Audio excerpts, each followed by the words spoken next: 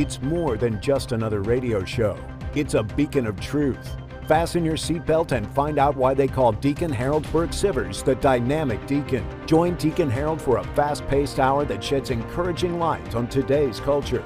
Welcome to Beacon of Truth with your host, Deacon Harold Burke-Sivers. Hello, everyone, and welcome to Beacon of Truth. I am your host, Deacon Harold Burke-Sivers, and you're listening on the EWTN Global Catholic Radio Network. And boy, I can't believe it's halfway through November already. I know people are gearing up for Thanksgiving, a time for family and friends and good food and sports and all those wonderful things. And it's also, as we're approaching the end of the liturgical year for the church as well. We're moving ever closer to the Feast of Christ the King. And then we start our new church year with the first Sunday of Advent. I can't believe how quick it's coming and how quick this year has gone. But it just goes to show you, we don't have a lot of time to waste. If we need to reconcile with someone, we should do that. If there's things in our lives that need to be fixed, we need to fix them. Stop procrastinating. Let's continually strive to cooperate with the Holy Spirit to more fully become the person who God created us to be, right? And so let's strive for that as we make this final push toward the end of the church year. Well, today we're going to talk about an important issue. One I've been wanting to talk about for a while. I want to explore all the different life issues, but today specifically, I want to talk about embryonic stem cells and cloning. Right, two different topics: embryonic stem cells, and then cloning. Just so we can get an understanding of what is the church's teaching on this. Is there a difference between using embryonic stem cells and adult stem cells? Are embryonic stem cells better than using adult stem cells? And what about cloning? What's the big deal, with cloning? So we're going to talk about those today. If you want to join us, would love to hear from you. Beacon at EWTN.com. And so where in the world am I? So as you know, I do quite a bit of traveling. So this week, I'm at giving the keynote for Real Presence Radio in Sioux Falls, South Dakota. And I haven't been to Sioux Falls in a long time. So wonderful to be there. And I'm going to give a keynote for a Catholic fundraiser, John Paul II Radio in San Diego, California, and then flying to Steubenville to speak at the St. Paul Center for Biblical Theology. I'm giving a talk on the diaconate and its connection to the hierarchical structure of holy orders at St. Paul Center for Biblical Theology with Dr. Scott Hahn and Dr. John Bergsma. So I'm excited for that as well. So busy week this week. Again, heading into Thanksgiving. I got a couple more things to do before the end of the year, and very excited about that. And what I'm also excited about is every single day I get to work with some amazing people at EWTN, including Matt Gabinski, who works hard at screening the calls, and Charles Berry doing social media, and the best producer on Catholic radio, Ace McKay. Ace, how you doing? I'm good, man. The countdown is on. I love as we get closer to Thanksgiving. The only bummer is it's a week later than we're normally used to. So normally I don't feel like I have all this extra time. It's like November hits and we're ready. But I officially pulled out the table leaf, to go in the table to get ready for Thanksgiving Day. And then, of course, I got to get all my decor and my buffet tables ready. But I'm ready. Let's go. Yeah, is that because there's 5 weeks? Yeah, that's why. Mm-hmm. There's 5 weeks in November this year. So 5 Sundays, I should say. Yeah. So that pushes Thanksgiving a little bit later than normal. And then we have the short window between Thanksgiving and Christmas, which was going to make shopping maddening. Oh yeah, because they used to have Black Friday, right, the Hmm. day, but now they move it earlier and earlier and earlier, and then they They do. added stuff. Yeah. Now they have Black Friday, which is now like Wednesday or something like that. Hmm. They get because everybody wants to get the jump on their Yeah. competition, and then we have what Cyber Giving Monday or something like that. Yeah, So so you have now to Cyber give Monday, which online. is all the online deals, and then Giving Tuesday, which is like, okay, now that you've Oh, done all that's your what it is. Okay. shopping, donate to EWTN, Catholic Radio, or whatever organizations you believe in, which is great. I mean, let's tie it all together, right? It is the giving season. But that I will say, because of the pandemic, I became so much of an online shopper during that because we weren't going anywhere. I'm like, this is fabulous. So like, especially with having family in Michigan, it makes it easier because then I can just send the packages to them. Then I show up a couple of days before we open gifts and then wrap everything, put it under the tree, and then they're like, "Oh, Dad, you're the greatest." Or Yeah. last year we just had Lazy Man's Christmas, and I go, "All right, this box is yours. This is yours. This is yours. Go." And then and I ordered it like 2 months in advance, and they're like, "Oh yeah, okay, I remember buying that." Yeah. It's like having to go back through my Yeah. Amazon, list to go, okay, what did I get, by the way? Yeah, and this is a time for family too. You know, Hmm. gosh, I'm trying to remember the last time I had a Thanksgiving with my siblings. Um, God, I can't remember. Yeah. Um, because we're so spread out and everybody's got kind of their own families, their own deals going on. But so I have my mom, my mother-in-law over, and my brother-in-law will both be over. And like we talked about before, I'm gonna do all the cleaning Yeah, after that's the right. after the cooking, That's good. which Well, which is fine. Because everybody's off doing something like having dessert or something like that, and I'm just by myself. And I'm pretty organized, so I like to do things a certain way, and nobody's messing with me. So yeah. I actually don't mind cleaning. Well, and my adult daughters, now they're, creating traditions of their own, taking what they grew up Yeah, with and expanding it because, like, my oldest, she's engaged now. So going over to, her fiance's family for this year because she came to see me last year. So it's that balance, that now she's in the throes of. My baby girl, she's at that age where she's like, Dad, if you were like an hour away, I would be there, but you're not. I was like, I get it. I was like, you and Rocky do what you want to do, and then I'll see you at Christmas. So there is that balancing act of okay, what's going on this year, and then trying to make the most of it. I'm still close enough to my folks. They come over. My brother usually comes into town, so he pops by, and it kind of becomes a friendsgiving for that just because yeah, it's what I call the dinner table of misfits, right? We're all just kind of there thrown together because this is the year that family is elsewhere. So this year you're my family. And I love that because conversations are different, the activities are different, musical choices oftentimes are different, so it is truly my favorite holiday all year. Like, let's just eat, which is a reminder that we should just get together over food throughout the year, but we're just so busy with life, we say we're going to do it and we don't. yeah. So true.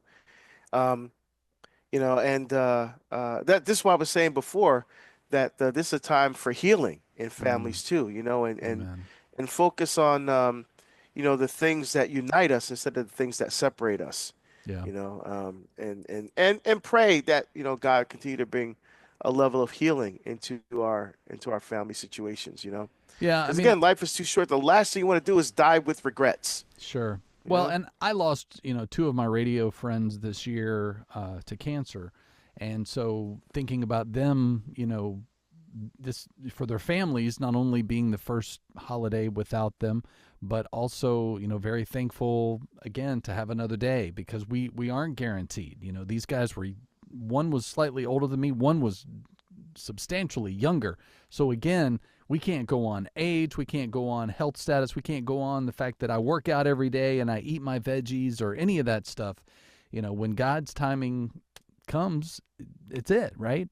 And so just so thankful to know that I have a day that I can call and talk to my kids and I can have a day to sit with my mom still at the dinner table where so many people don't get that option. Yeah, that's so true. That's so true. And ultimately, the loyalty comes down to the family, you know. Hmm. You're loyal to the people that you love and that you're related to, and that's also the same true for our church family as well. Yeah. And this is a time to remember those who are without. One of the things we used to do when the kids were younger, we used to serve homeless people and Mm. shut-ins and things like that. We used to open our parish and have them all come, and the kids used to serve. The kids of the parish used to serve them, and I missed that. That was really something wonderful. So Yeah, that's good. awesome. All right. Well, today we're talking about embryonic stem cells and cloning on Beacon of Truth. Important topics. And so you want to be with us today? Just send us an email, beacon@EWTN.com.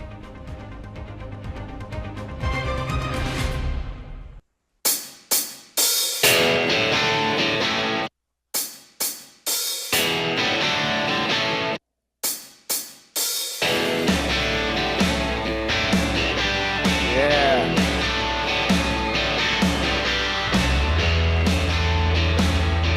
I love that. Just simple.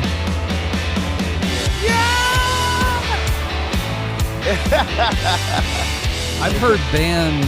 I've heard bands when they write songs. They're like Queen was good about this. I think Foo Fighters is another one where they write it with the idea of this is a song for the crowd. So the tempo of the song is based upon a jumping mosh pit or people clapping together or whatever. So I love those simple things like that because then it's a song that the whole crowd can perform.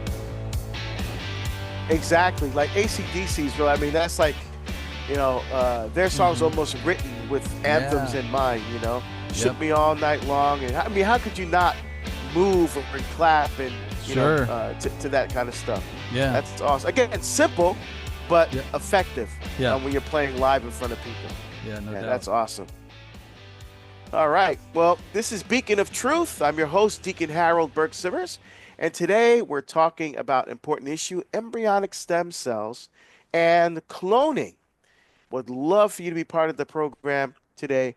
Send us an email, beacon@EWTN.com.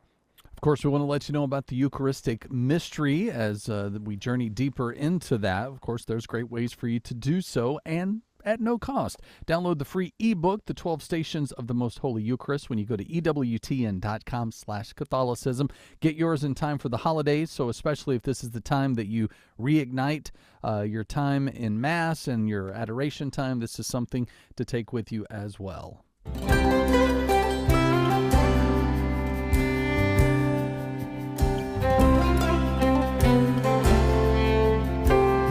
All right.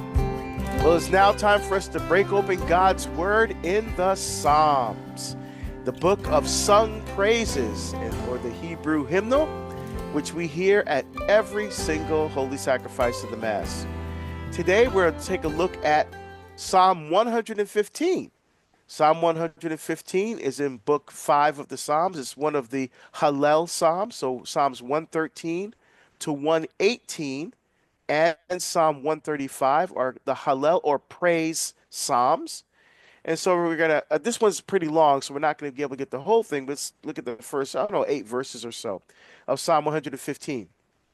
Like just about all of these Hallel Psalms, there's no prescript, so there's no attribution. We don't know which psalmist wrote this psalm. There's no musical notes or anything about how this psalm was to be sung or any instrumentation. It just starts off with verse 1. And one of the iconic lines for me in all of the Psalms. Again, Psalm 115, we start with verse 1. Not to us, O Lord, not to us, but to your name give the glory. I quote that psalm all the time in talks, right? Again, because everything we do is not about us. Everything we do is about glorifying God. So, for example, the other day, someone came up to me and said, Deacon, I was looking on your YouTube and I saw you only have like a little over 5,000, subscribers. You should have like, 4 or 5 times that many. I'm like, I don't care how many subscribers I have. I don't care if I have 1 or 1 million. I don't care. I'm not on social media to glorify myself or to see how many people will like what I'm doing or to get followers. I want people to follow Jesus. That's why I'm on there. So it doesn't matter to me. I mean, statistics, none of that matters to me. I put the stuff out there in the hopes that people can benefit from it and be brought closer to intimacy with the Lord. That's the point. And this beginning of Psalm 115 reminds me of that. Not to us, O Lord, not to us, but to your name give the glory. That means everything that we do is to glorify God, right? To glorify God, not ourselves, but God. For your merciful love and your fidelity. In other words, why are we glorifying God? Because of his merciful love and fidelity, right? His covenantal love and his faithfulness. Fidelity means faithfulness. Right? So we see that fulfilled, of course, in Jesus Christ, who was faithful to the will of the Father and who, through his merciful love, sacrificed his life so that we can have life forever with him and the Father and the Holy Spirit. Oh, awesome. And verse 2, why should the nations say, where is their God? Right? So I love that. So when we honor and praise and glorify the Lord through because of His merciful love and fidelity, then we don't want the nations. We want the nations around us to see us and to say, "Wait a minute, we want what they have." They have this incredible relationship with God, and again, remember, the Israelites are supposed to be the witnesses and examples of what it means to be in relationship with God, what it means to follow God, what it means to give your life to God. So we want to make sure that the nations see us, to see the things that we're doing, and to glorify God, right? Because and the psalmist says here, what they don't want, what we don't want, they should say, "Where is their God?" Right? And again, that depends on us. That depends on us. Um, we want to make sure that we're doing things that are not dishonoring the Lord, and thereby pushing people away from relationship with God. Right? We got to be careful because our actions and our decisions, some have ripple effects in the lives of other people, and depending how serious it is, it could have uh, uh, consequences for our eternal salvation as well. So we got to be really careful when it comes to this. And it continues in verse 3. But our God is in the heavens. He does whatever he wills. Their idols are silver and gold, the work of human hands. Right? So now there's a little juxtaposition here by the psalmist where he says, so he talks about God being in the heaven, God being omnipotent, God being omnipresent, right? God giving the gift of his love to us in his fullness. That's one, as opposed to the gods and the idols of the culture that are made with human hands.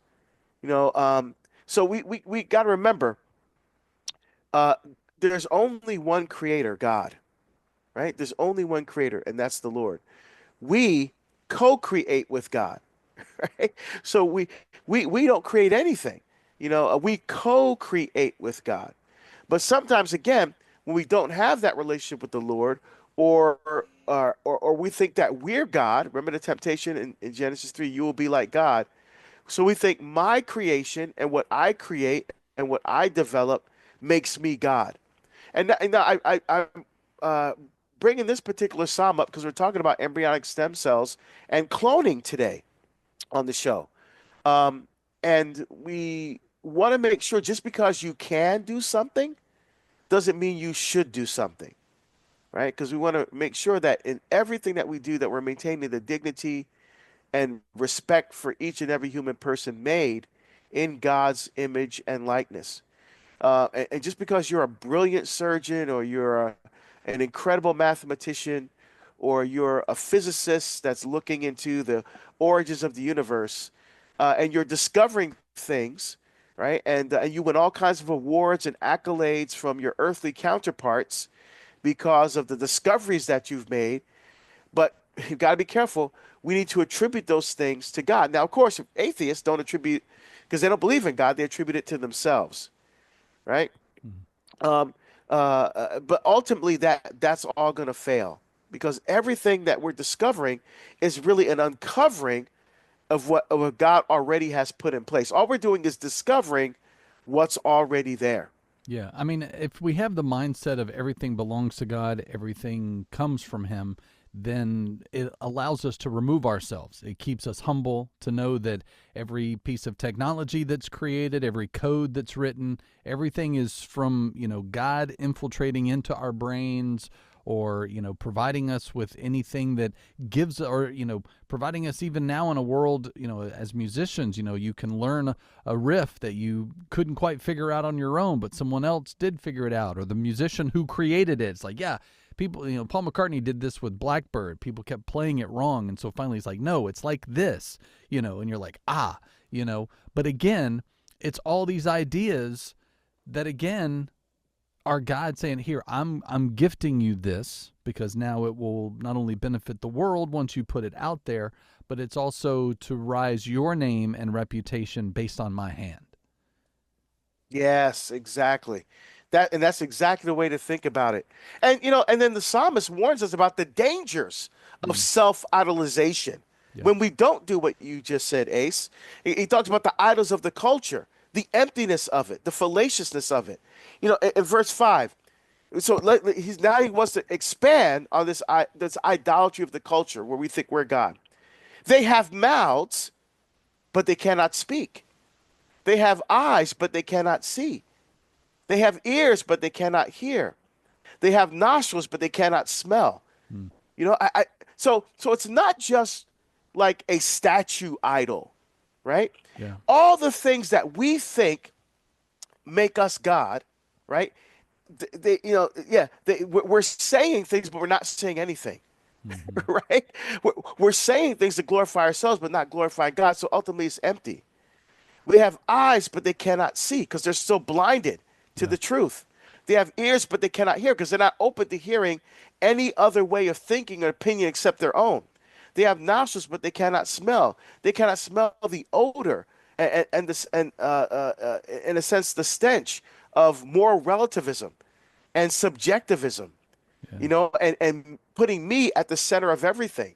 These are the idols that the culture worships. And the psalmist here is warning us about this.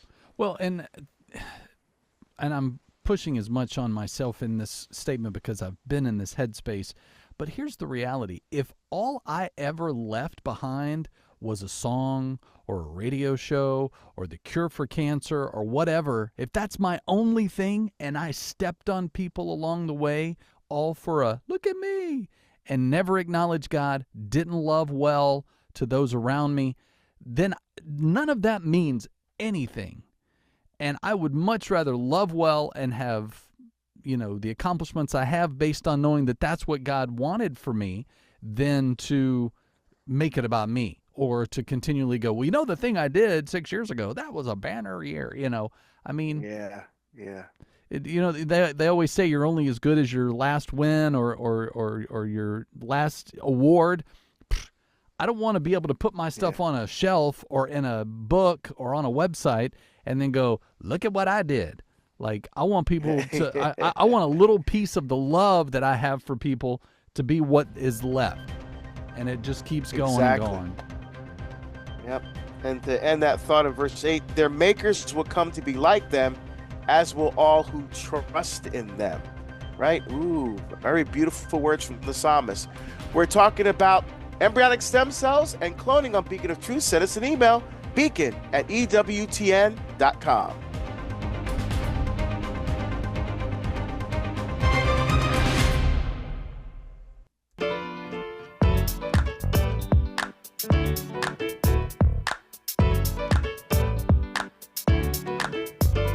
Yeah, that gospel Kirk Franklin kind of feel. I like that. Nice. I just want to praise you, Lord. Yeah. Woo! I saw a video the other day, and it might have been around a while, but I just saw it the first time.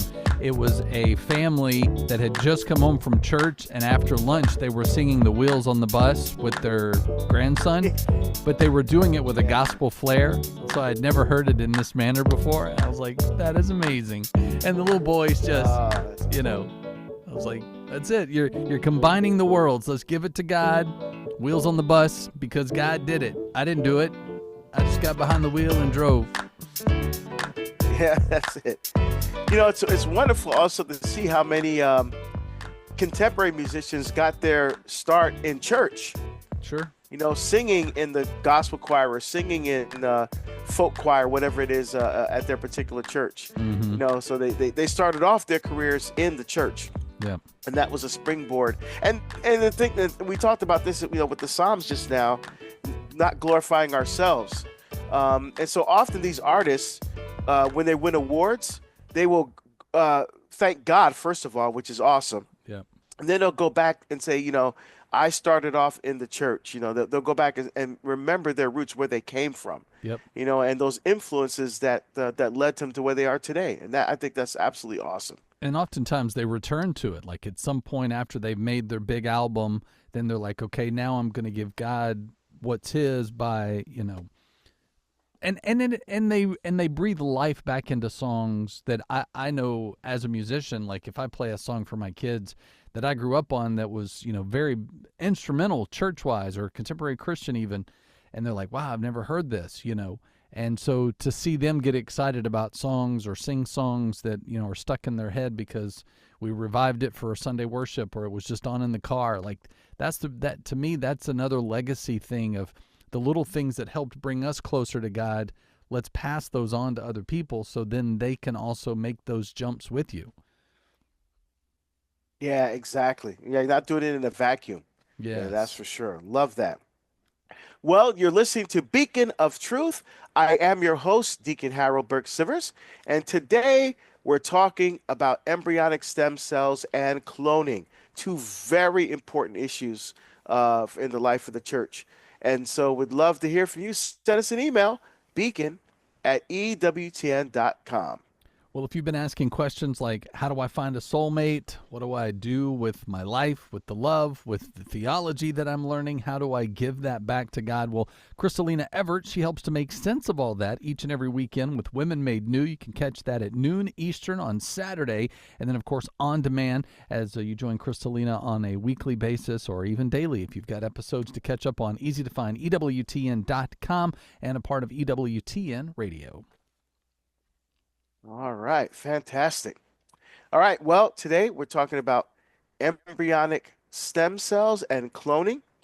You know, when we talk about Catholic social teaching, you know, there's several basic principles, and one of them, the first one and the most important, is the life and dignity of the human person. Because if you don't have life, then you have nothing. And if you're not alive, then nothing else really matters, right? So the life and dignity of the human person. And so the Catholic Church has always taught and proclaimed that human life is sacred and that the dignity of the human person is the foundation for a moral vision of society, right? So this idea of the dignity of the human person is the foundation of a moral vision for society. Now, we're not talking about, now let's be careful here.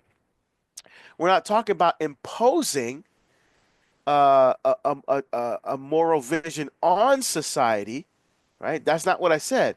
A foundation of a moral vision for society, right? So the church doesn't impose, the church proposes, right? We look at the natural moral law. Was that part of God's eternal law where we can come to know the truth of who God is by reason alone, right? And one of the fundamental principles of the natural moral law is to do good and avoid evil. And the way we carry that out in human law is through what's called positive law or human law. So, for example, again, some people see human laws as kind of heteronomous. That means they're imposed on us from the outside and cause a burden on our lives. But that's not the case. So, for example, seat belts, Right? I remember as a kid riding around with my brothers in the back of the station wagon uh, with my dad driving, and we were just like, I don't know, 9, 8, 9, years old and younger, and we're just wrestling around and throwing each other in the back and playing games in the back, and nobody's wearing a seatbelt, right? Because there's no seatbelt law back then. But then studies were done showing that people that wear seatbelts are have a much higher probability of surviving a car accident. And so the government at that time said, "Isn't it better that people live after a car accident than die?" So therefore, in order, because we're our job is to promote the welfare of the common good, the good of everyone. We will therefore impose a seatbelt law. So they made it mandatory.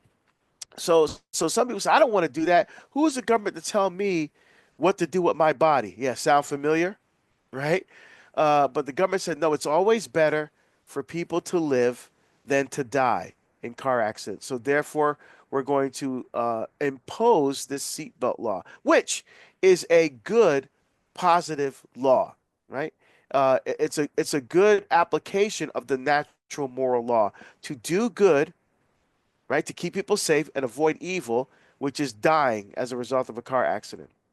And the same thing happened with drunk driving laws, right? Mothers Against Drunk Driving, and the legislation was passed to prevent, well, not prevent, but to have severe penalties for people who drive while under the influence of alcohol or drugs, or even um, uh, they're sleepy, right? And they're drifting. They goes often. I remember being on the road and pulling people over that I thought were drunk, and they were actually not physically impaired. They were exhausted. They were tired.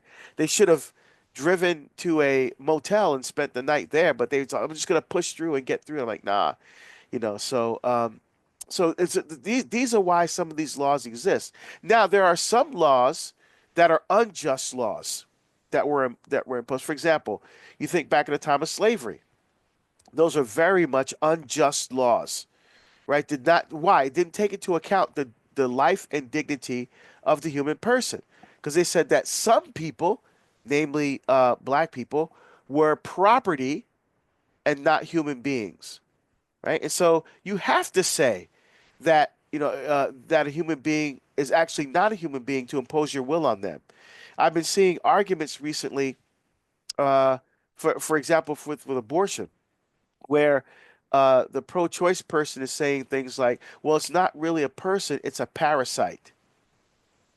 So, because it's just something that's in there taking from the mother, right? It's just like a parasite does. I'm not as they're saying this, I'm saying to myself, they have to say that because if it's a human being, it's what it is a human being at an early stage of development. They say, well, no, it's not a human being. It's a zygote, or it's a blastocyst, or it's an embryo. Those are simply names for human beings at an earlier stage of development, right? We have names for human beings at every stage of human development, right? We have infants, like newborns, right? Newborns, infants, toddlers, tween is the new one, tween, teen, young adult, middle age, elderly, right? And we have names before you're born: blastocyst, embryo, zygote, right? Those are, but if they say parasite, that's not human. That's not human, right? But they have to say that. So now, if it's not human, you don't. Therefore, it's not worthy of dignity, and therefore you can impose your will on that quote unquote thing that is not human. That's exactly what's going on today. But again, specifically, we're talking about today embryonic stem cell research and cloning. So let's take a look at embryonic stem cells first. So human embryos are human beings, right? Parasites don't grow up to be teachers or college students or doctors or attorneys or radio producers or professional speakers or anything else, right?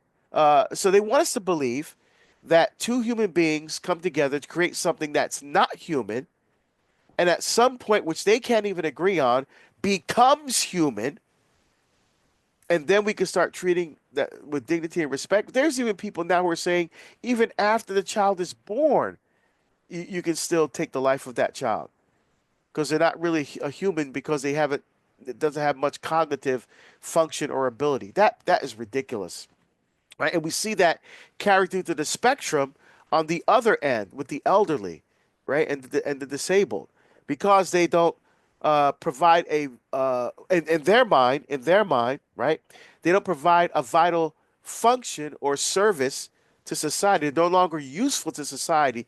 Therefore, they should be discarded, right? Again, the dignity of the human person going down the drain, right?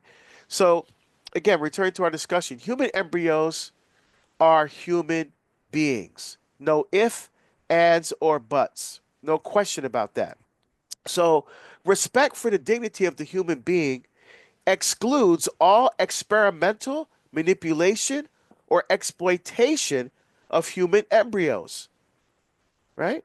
So, again, just because you can do something doesn't mean you should do something, right? Because you're taking human beings just like the Nazis did, right? In World War II. Excuse me. The Nazis took human beings and did experiments on them. Why?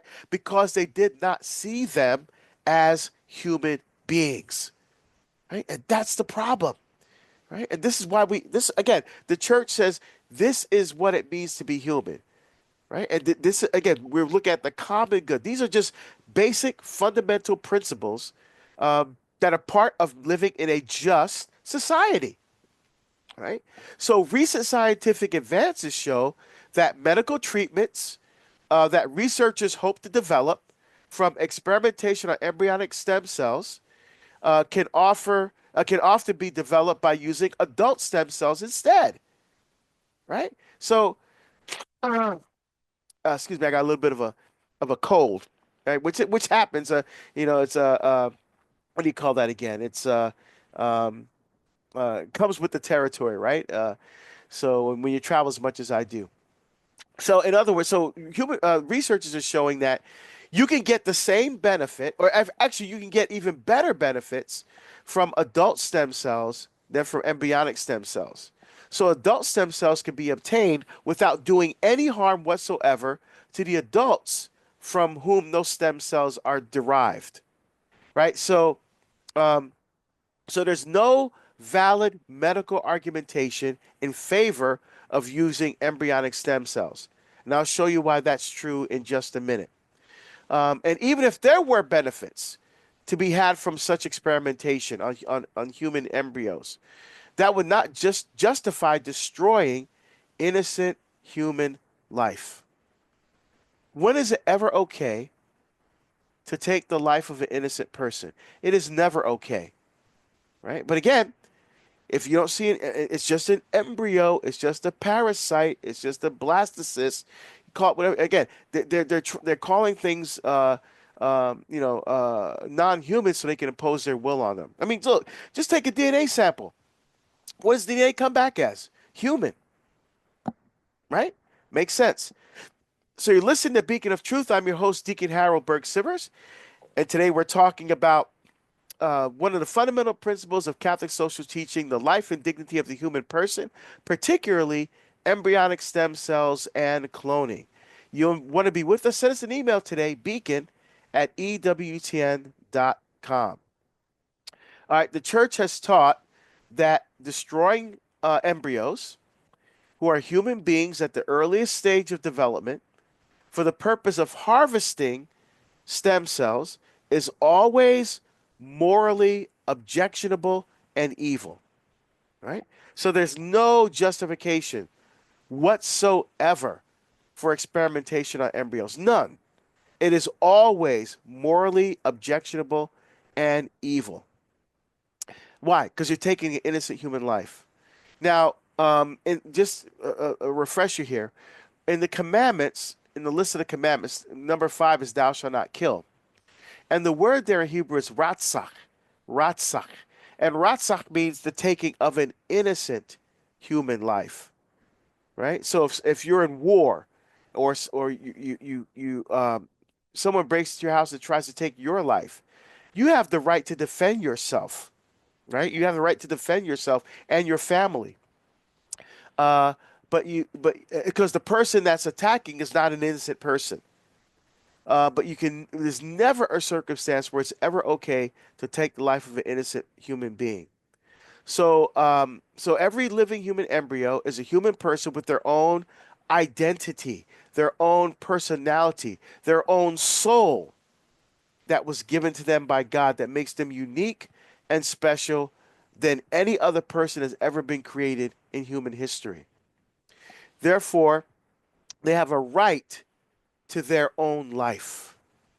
They have a right to their own life. Every human being owes his existence to the love of God, right? God is love. 1 John 4:16, and he who lives in love lives in God, and God lives in him. Right? So every human being owes their existence to God.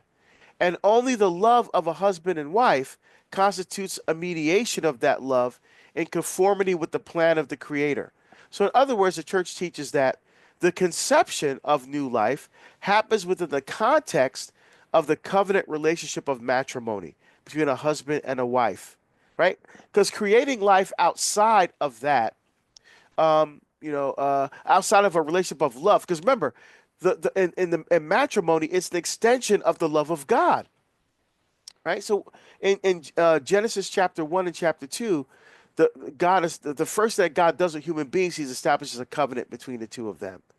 In Revelation 19 verse 9, blessed are those who are invited to the wedding feast of the Lamb.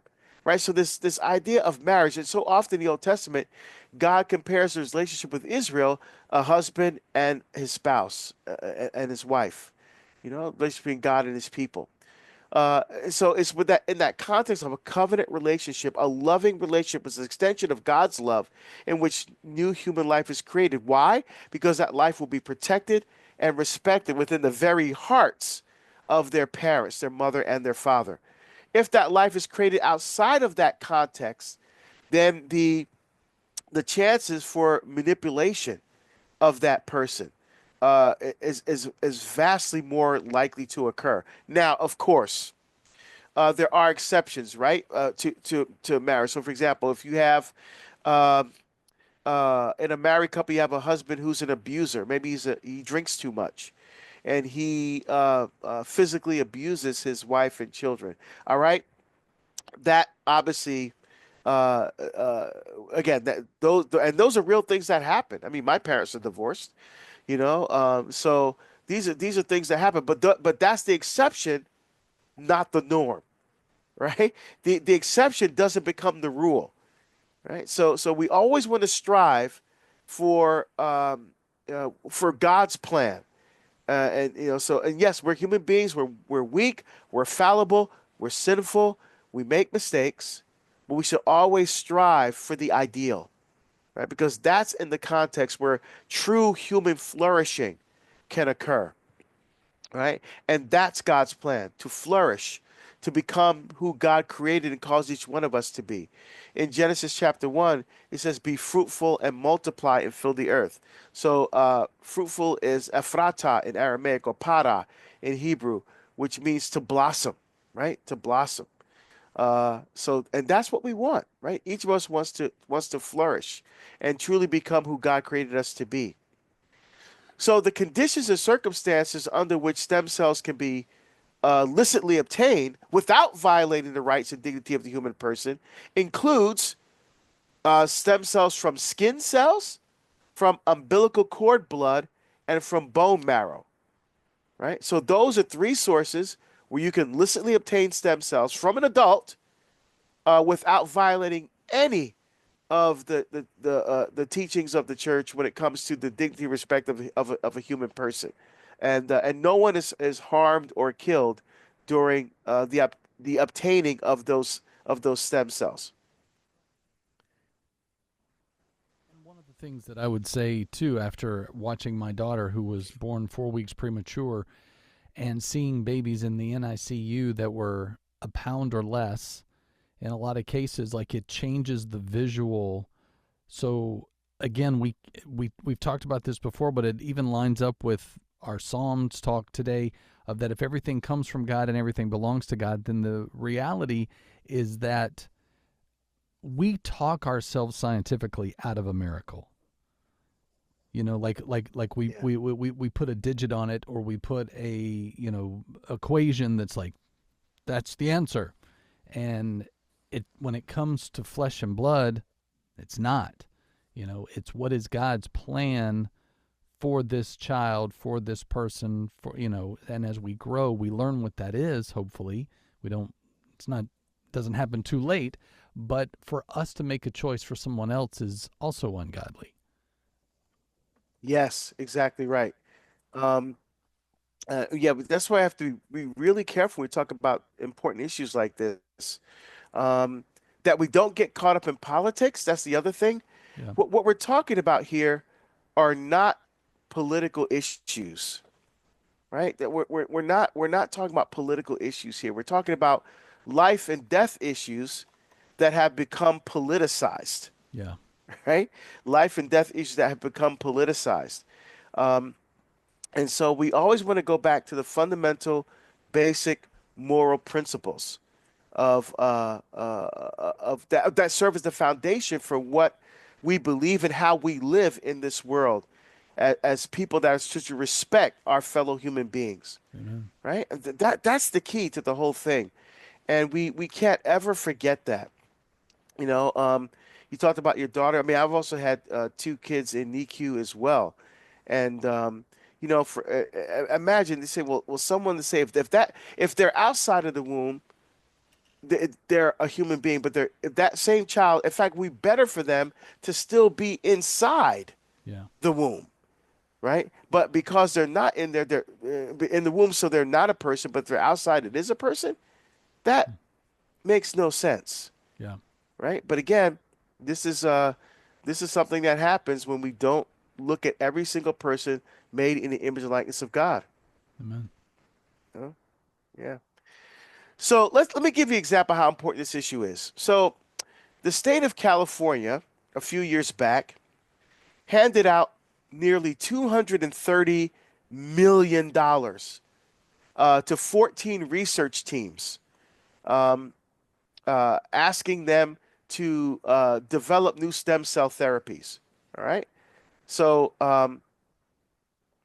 again, very, very important here. So $230 million were given to 14 different research teams. 10 of the 14 research projects, 10 of the 14 only deal with adult stem cells, not embryonic stem. Wait, what? You're saying to yourself, well, wait a minute. I've always heard that cures for diseases are going to come from embryonic stem cells. That's what you hear on the news, that you hear all the time. That's not true. In fact, Dr. Mehmet Oz, who is, you might be familiar with him. He was like Oprah Winfrey's favorite physician when she had her show. He's the vice chair and professor of surgery at Columbia University. I saw a clip on YouTube when he appeared with Michael J. Fox on the actor Michael J. Fox on Oprah Winfrey's show, and we know that Michael J. Fox suffers from Parkinson's disease, and he's an avid proponent of embryonic stem cells. And this is what Dr. Oz said. I'm going to quote him here. This is what he said word for word, quoting Dr. Oz. The stem cell debate is dead. The problem with embryonic stem cells is that it's very hard to control them, and they can become cancer. In the last year, we've made 10 years of advancement. Here's what the deal is. I could take a little bit of your skin, take those cells, and get them to go back in time so that they're like what they were when you were first made. Those cells, called induced pluripotent stem cells, because they won't be as prone to cancer, and because they're your genes, will be the ones that are ultimately the cures for Parkinson's. We're single-digit years away from making a big impact on the lives of those with Parkinson's disease. Also, heart attack victims and diabetics. It's going to be in our lifetime. End quote. All right? Boy, we're just getting into this. I have to do part 2 on this at a future Beacon of Truth episode, but this is a really important issue that we need to talk about so that, again, we're respecting and maintaining the life of all of our brothers and sisters.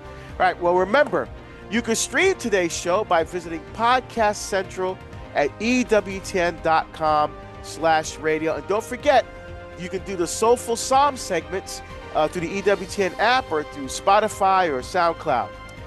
And until we meet again, my friends, may Almighty God bless you, keep you, and protect you, the Father and the Son and the Holy Spirit. Amen.